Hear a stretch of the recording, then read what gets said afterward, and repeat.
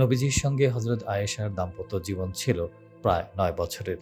এই দীর্ঘ সময়ে তিনি প্রতিটি ক্ষেত্রে সচেতনতা ও গভীর ভালোবাসার পরিচয় দিয়েছেন।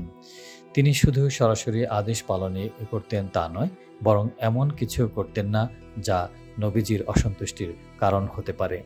একটি ঘটনার মাধ্যমে বিষয়টি স্পষ্ট হয়। একবার আয়েশা রাদিয়াল্লাহু আনহু একটি প্রাণীর ছবিযুক্ত গদি কিনেছিলেন। তিনি ভেবেছিলেন এতে নবীজি আরাম করে বসতে পারবেন।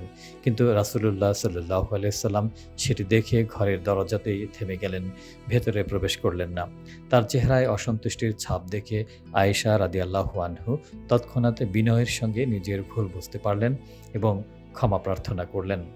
নবীজি সাল্লাল্লাহু আলাইহি ওয়াসাল্লাম তখন ব্যাখ্যা করলেন যে প্রাণীর ছবি তৈরি করা নিষিদ্ধ এবং যে ঘরে এমন ছবি থাকে সেখানে রহমতের ফেরেশতা প্রবেশ করেন না।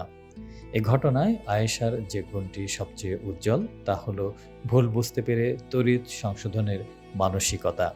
তিনি কোনো যুক্তি বা তর্কে লিপ্ত হননি, বরং নিজের সিদ্ধান্ত ভুল প্রমাণিত হওয়ার সঙ্গে সঙ্গেই তা থেকে ফিরে এসেছেন। এটি একজন আদর্শ জীবনসঙ্গীর অন্যতম বৈশিষ্ট্য।